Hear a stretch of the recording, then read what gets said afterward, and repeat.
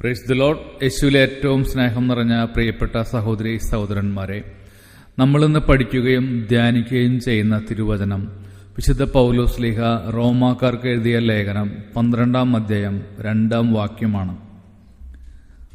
നിങ്ങൾ ഈ ലോകത്തിന് അനുരൂപരാകരുത്, പ്രത്യുത നിങ്ങളുടെ മനസ്സിന്റെ നവീകരണം വഴി രൂപാന്തരപ്പെടുവിൻ.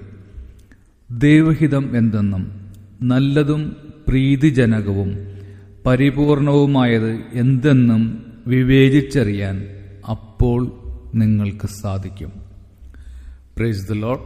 Hallelujah, hallelujah, hallelujah.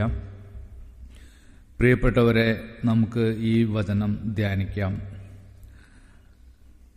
കർത്താവ് ആഗ്രഹിക്കുന്നത് യേശുക്രിസ്തുവിൽ നവജീവിതം, പുതിയൊരു ജീവിതം നമ്മുടെ മനസ്സിന്റെ നവീകരണം വഴി രൂപാന്തരപ്പെട്ടുകൊണ്ട് പുതിയൊരു വ്യക്തിയായിട്ട് ജീവിക്കുവാനായിട്ട് നമുക്കൊരു തീരുമാനമെടുക്കാം. അതിനായിട്ട് പരിശുദ്ധാത്മാവിനോട് നമുക്ക് പ്രത്യേകമായിട്ട് പ്രാർത്ഥിക്കാം. ദൈവം നമ്മെല്ലാവരെയും സമൃദ്ധമായിട്ട് അനുഗ്രഹിക്കട്ടെ.